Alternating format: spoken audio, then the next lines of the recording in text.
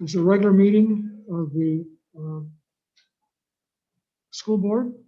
We are in the Brecksville Broadview Heights Education Center, 6638 Mill Road, Brecksville, Ohio. This is the meeting of the Board of Education in public for the purpose of conducting the school district's business and is not to be considered a public community meeting. There is time for public participation during the meeting as an indicated agenda item. This meeting will be live streamed via YouTube and will also be recorded for later viewing. Consider subscribing to our BBH Board of Education YouTube channel where all recordings are posted. Maximum capacity for this meeting is 16 people due to social distancing regulation. Available space is first come, first served. Item B, Pledge of Allegiance. Pledge allegiance to the flag of the United States of America and to the republic for which it stands, one nation, under God, indivisible, with liberty and justice for all.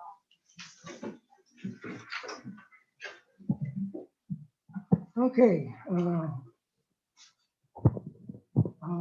Item C, roll call. Mr. Dosen? Yes. Mrs. Kramer? Yes. Mrs. Mack? Yes. Mrs. Wigman? Yes. Mr. Peterson? Yes. Okay, number 2, President's announcements. I've got 3 announcements. First thing is the majority of the board has reached a new contract agreement with our superintendent, Mrs. Magyar. Our next meeting will be in the high school media center so we can recognize all of the winter sports teams and the speech and debate team that our district is so proud of. Finally, I want to recognize that today is the 24th anniversary of the Ohio Supreme Court decision in the DeRolf school funding case that the state of Ohio school funding program was unconstitutional. Here it is 24 years later. And our legislators are still working on trying to get us a constitutional funding program. With the Cupp-Patterson bill, House Bill number 1, we have the best opportunity that we've had in those 24 years to fix. And I encourage everyone to contact your state senator. In my case, it's Senator Dolan, and urge him to support that bill. Okay, item 3, superintendent's announcements. Thank you, Fred. I would like to give a personal shout out to Cindy Fenor. Cindy Fenor is our food service director who was just received a national award from the Nutrition and Dietetic Educators and Preceptors Group and the Academy of Nutrition and Dietetics Foundation. She was selected as one of 6 awardees nationwide to be the recipient of the 2021 Outstanding Preceptor Award. And with this, she receives $1,000 as a gift and will be recognized at their annual conference. So congratulations to Cindy. She does a great job for being a mentor to many people who are studying to be dietitians in work in food service in the school. So congratulations to Cindy. I'd also like to say that we are partnering with Broadview, the city of Broadview Heights, and we will be providing a mass vaccination clinic at the high school on April 24th and on May 22nd. Details to follow. We are currently working through the details of what it's going to look like. People have asked me questions, who's going to be eligible to receive those vaccinations. I'm assuming that because of March 29th, everyone 16 and over is eligible to receive it. Will be open to all, but we're happy to partner and provide the location at the high school that they will be providing those vaccinations. We will send out more details to our community as they become available to us. And I too would also just like to echo Fred and congratulating all of our winter sports and winter activities. We've had a lot of state champions and a lot of people have done some great things. And we look forward to recognizing those kids individually at our next board meeting in April.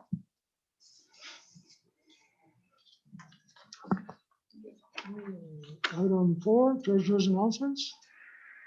Actually just one, and as we mostly know, now we're on our 3rd round of ESSER, so we're just going to be working through the process of finalizing the plans for our ESSER 2 and ESSER 3 funds.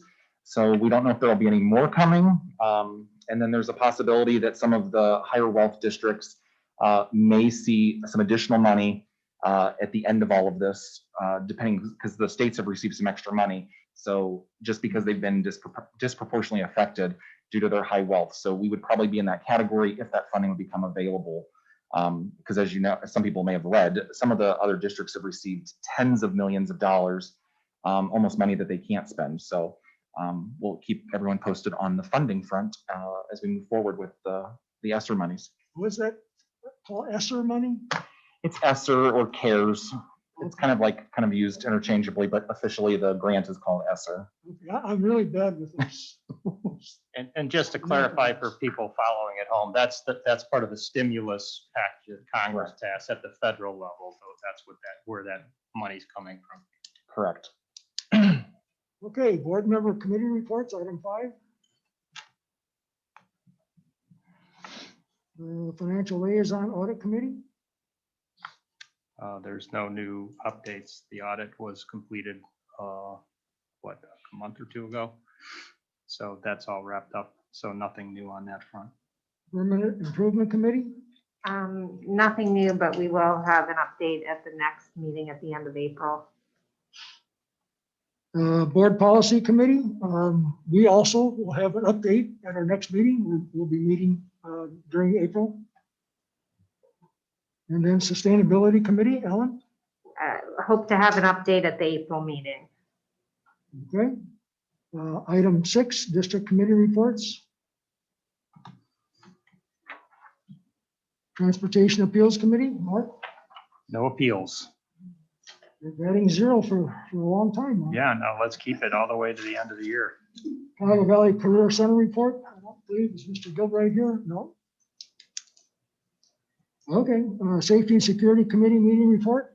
The Safety and Security Committee met on March 2nd, and there were 2 main topics on the agenda.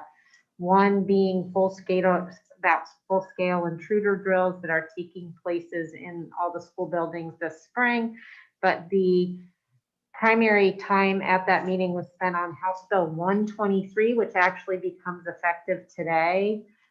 House Bill 123 is devoted to school security and youth suicide awareness training. And beginning with the start of the 2023-2024 school year, for grades 6 through 12, there are going to be some new requirements.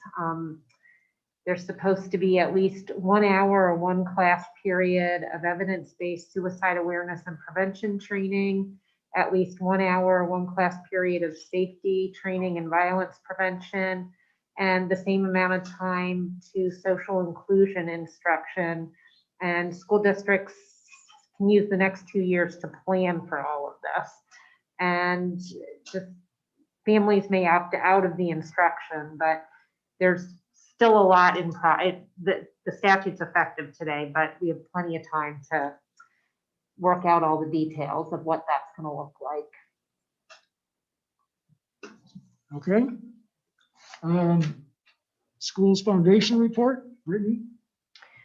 So the Brecksville-Broadview Heights Schools Foundation completed their Be Invested in Fine Education telethon. For those that weren't able to tune in, you will be able to find that link on their Facebook and website.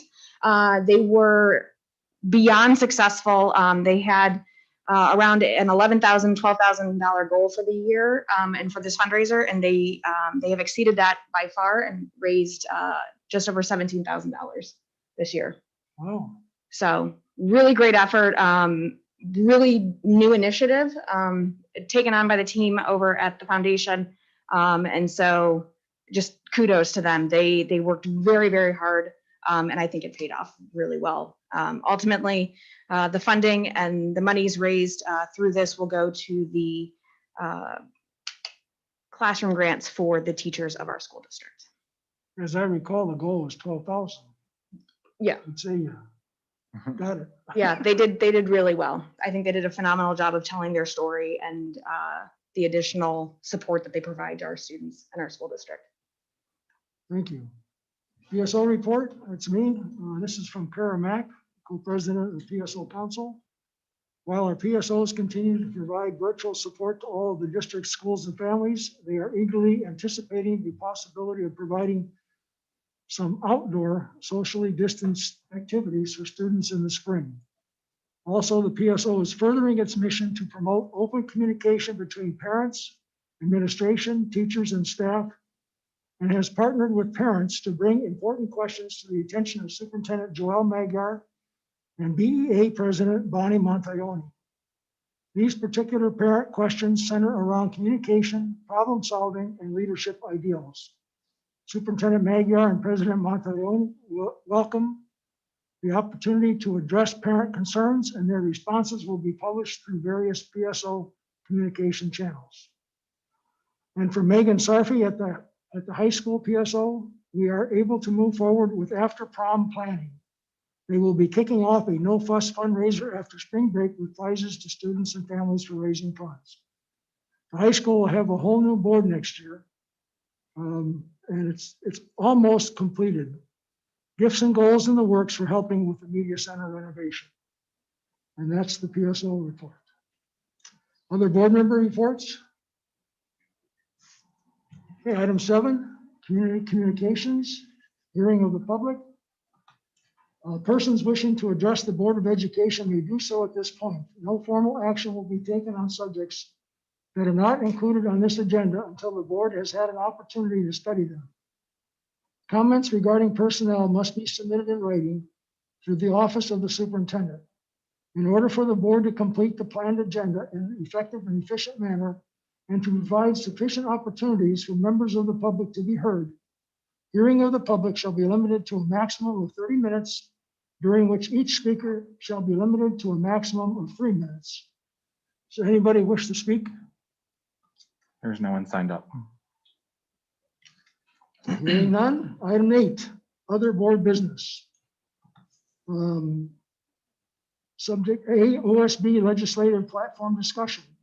Did everybody get a chance to read the OSA Legislative Platform? Has anybody got any further input into it? I read it and it was very comprehensive, and the only thing that I would encourage the OSBA and everybody to do is continue to support their legislative platform, which includes a number of things that are near and dear to my heart, including getting rid of HB 70, the bill that allows the state to take over school districts that are in trouble. I certainly don't support taking the governance of those school districts away from their local school boards. Okay, let's see.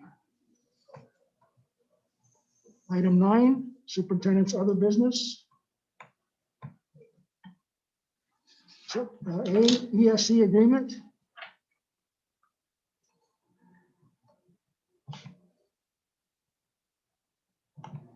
Are we doing it as a consent agenda? Usually read all the I'll- I'm gonna items. read through them all and ask for a motion. Oh, I'm sorry. No worries. I'm sorry. Item B, 2022-2023 school calendar. Item C, robotics team regional showcase travel. Item D, approval of superintendent's other business. Item E, roll call. You may have a You motion. want- I have a motion. So Thank you. moved. Second.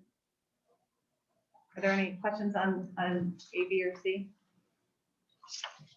No questions, but we should probably point out to the public that our school calendar for that year is going to be pretty different from a typical school year. Yeah, so this is the school calendar for 22-23. It's the year that our new elementary school will be opening. And so we have been talking to parents and to staff about that year's calendar looking a little different than calendars have previously, and that will look different afterwards. The biggest difference with this calendar is that the start date for the district will be after Labor Day. And that is to allow the maximum amount of time in case we run into any snags with timeline with the new building, that we give ourselves enough time, ample time to move into the new building so it's ready to receive children after Labor Day. It's a 1-year only calendar, meaning that there isn't any plans unless parents like starting after Labor Day, which we plan on doing a survey after this year to see when those start dates. Typically, we've always started later in August, but now that all 3 buildings will have air conditioning, we have the ability to start earlier in August, should that be a wish of our community. So the plan is after this, sometime during that school year or at the end of next year, to send out a survey to parents to see what their preference would be before we would put the 23-24 calendar in front of the board. Joel, I had a question because, and I remembered that we started a little later in August because the elementaries didn't have air conditioning. But I thought the counter to that was that the benefit of starting earlier was it gave more instructional days before state mandated testing.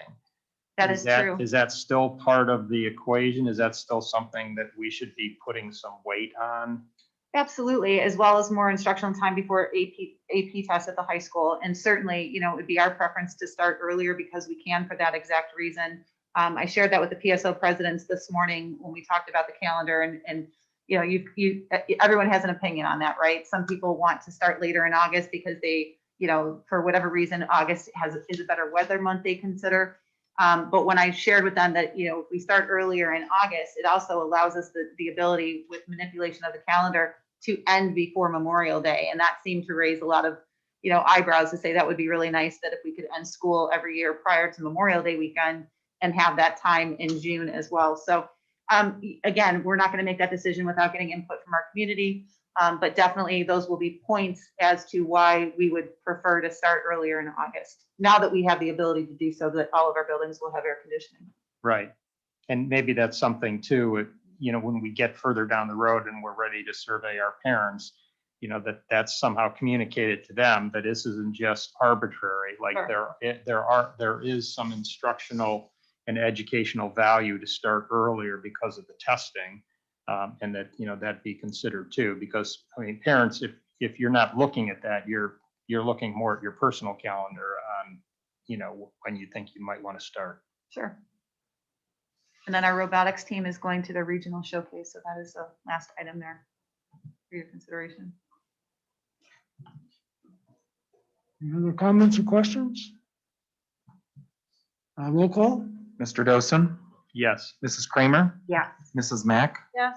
Mrs. Wigman, Yes. Mr. Peterson, Yes. Okay, item 10, superintendent's consent agenda. A, certified recommendations. B, classified recommendations. C, supplemental recommendations. And D, approval of superintendent's consent agenda. Motion to approve? So moved. Second. I will have a special announcement after your vote. Is there any questions regarding any of these certified, classified, supplemental? I'm just looking real quick. Did anything change? I looked at it last on Monday. Was there any changes since Monday? There was just a date change on the certified for one of the employees. One of the parental leave dates changed later on today, but that was the only change I'm aware of. Okay. Roll call? Mr. Dosen, Yes. Mrs. Kramer, Yes. Mrs. Mack, Same. Mrs. Wigman, Yes. Mr. Peterson. Yes. I would like to introduce formally our new head principal of our new elementary school, Mrs. Colleen Toth. We are very happy that you've accepted this position. I know that you will be a wonderful, wonderful head principal. You're a wonderful building principal, so you can't go anywhere but up there. So congratulations, and we're glad to have you. And I don't know if you want to introduce who you brought with you. Well, I brought my family, so thank you for your vote. I am looking forward to, the new opportunity in the building, and I brought along my wonderful husband, John, my 2 sons. My oldest son is a freshman, John, and then my younger son is a middle schooler. So I brought them with me. They're my support system. So I thank you for the opportunity. I'm looking forward to bringing the 5 staff together into one unified building and building that elementary school with our community and our staff and our students to make it special and unique for them. Well, congratulations. Yeah, congratulations. And I'd also just quickly like to say thank you for the renewal of Dr. Martin's contract, and Brian Bedford's contract, along with Colleen's, was on here as well. I could not do this job without them. We're a great team, and they make coming to work every day just really incredibly special, and their hard work and dedication, they are just true and true. So thank you for that. And I appreciate all that you do, Dr. Martin and Ms. Toth and Mr. Bedford, who's not here. You make it really easy to do this job. So thank you. Okay, thank you. Item 11, Treasurer's Consent Agenda. Item A, Financial Report. B, Tax Rate Resolution. And C, Minutes. May I have a motion? Do you want to There's do also two D more. as D, well. D and E? Yes, B, I'm sorry. D, I'm sorry, ODOT STRS non-structure grant, I missed that. And E, Approval of Treasurer's Consent Agenda. Now may I have a motion? So moved. Second.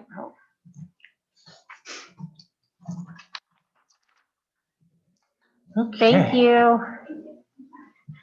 I won't take that offensively that she does not want to hear my financial report.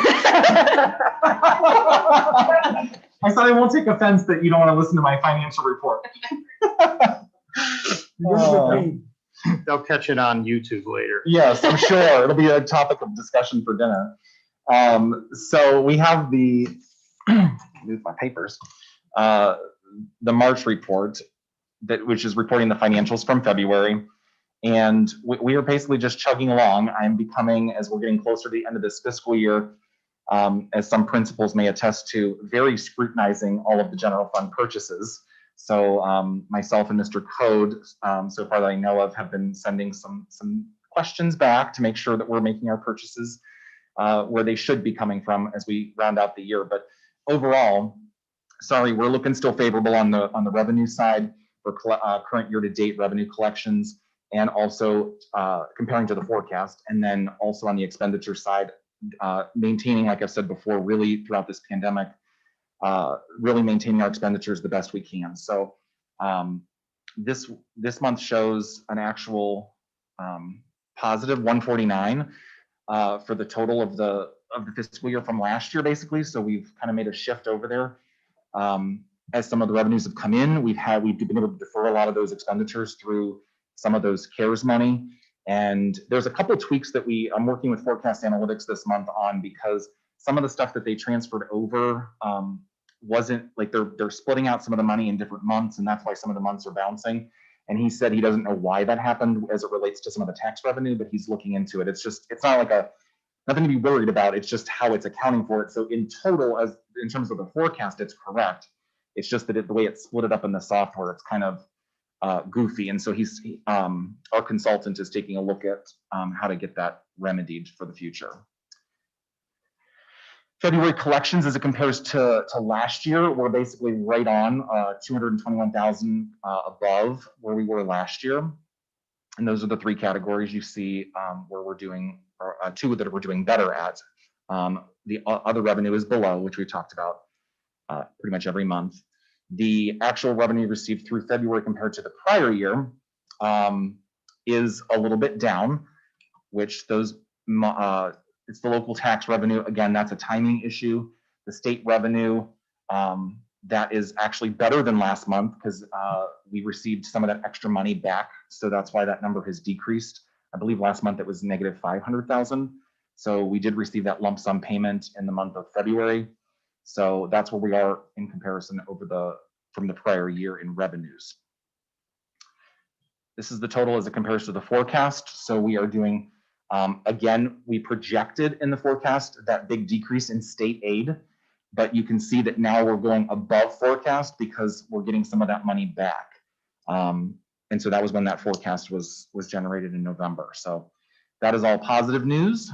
As we switch to expenditures, which is also positive news, our February expenditures compared to last year are below by 143,000, and those are attributed to salaries and benefits, almost basically even for purchase services, and a negative for all other expenditures.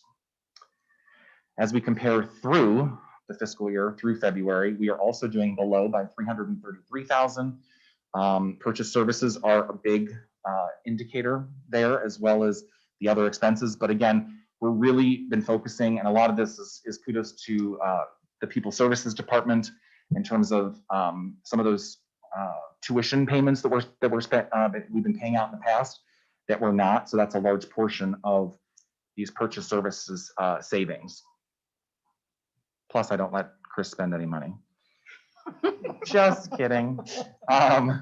So as we look as it compares to the forecast, we are down in salaries and benefits for the forecast, and also in purchase services, and then up a little bit in just general other expenditures. But it's still a negative net, which puts us in a good financial position right now as we're going through the pandemic. Okay, the tax rate resolution. This gets approved every year, and there are no. Craig, just a quick question back on the forecast. So the fact that we're lower in salaries and benefits, is that attributed to not of a big reduction in sub costs because of being remote, or? No, because our sub costs come out of purchase services. Okay. So that would be, that's also part of the savings in purchase services with people services is some of the sub costs. Some of that is just that we've had some retirements throughout the year that we've already started to see savings. We've had some teachers that have retired and other staff members in September, October, November, which is a little unusual. Right. So some of that is being driven by that. Okay. The tax rate resolution, there was no changes from last year. The tax rates are staying the same. This is provided to us by the county. The ODOT SRTS, that's the Safe Routes to School Infrastructure Grant, non-infrastructure grant, sorry. And this is just a resolution. We have not received the grant yet, correct, Mr. Code? That's correct. We're just basically getting that process started. And that's all for those ones. So Craig, I have a question. Have we gotten any of the ESSER 3 money in yet? No, and actually what's interesting is the ESSER 2 money is, we're allowed to spend the money and it's all set up through reimbursement. But oddly enough, even the ESSER 2 money, they have ran out of money at the state level. They've not received enough money from the federal government yet. So they're allowing a couple different circumstances that if they can't get that resolved even by the end of the fiscal year, we can close the grant year with a negative balance. We're hoping that isn't the case. We've not spent out of ESSER 2 yet, but they're having issues with the appropriations, how much money they've received in it, because some schools are spending it as quickly as they can receive it. And so they've received so many requests that the state ran out of the money of what they've been allocated so far. We have not spent any money on ESSER 2 or ESSER 3. We're still kind of finalizing those plans. Now that ESSER 3 is a reality, we were originally talking about ESSER 2 being split into 3 categories, and now we're looking at maybe doing it only in 2 categories and then saving that 3rd category of additional HVAC work, maybe roofing work, into ESSER 3 to kind of keep it all together.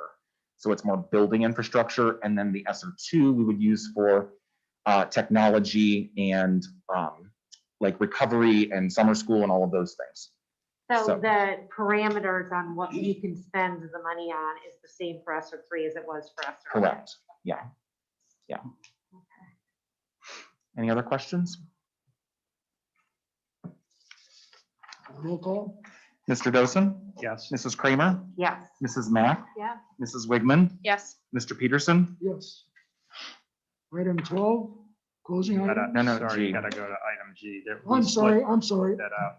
Item G, payment in lieu of transportation. Roll call. You need a Motion. motion. I'm sorry, I need a motion. Motion. So second. Any questions? Just a comment. I asked for this to be split out because my niece is on this list. And even though we checked into it last year and it's still okay for me to vote on it, just to be extra safe, I'm going to abstain. Okay, so roll call. Roll call. Mr. Dosen? Abstain. Mrs. Kramer? Yes. Mrs. Mack? Yes. Mrs. Wigman? Yes. Mr. Peterson? Yes. Okay. Item Item 12. 12, closing items. Any announcements? Our next meeting. Pardon?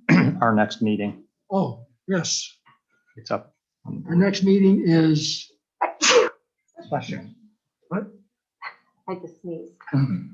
Our next meeting, regular meeting of the Board of Education is scheduled for April 28, 2021 at 7 PM. At the, We're gonna do this at the at high school? the media center at the high school. So we can recognize all those winter activity teams. Any other announcements? Motion to adjourn, So moved. Second. roll call? Mr. Dosen, Yes. Mrs. Kramer, Yes. Mrs. Mack, Yes. Mrs. Wigman, Yes. Mr. Peterson. Yes, we are adjourned. Congratulations. Nice job.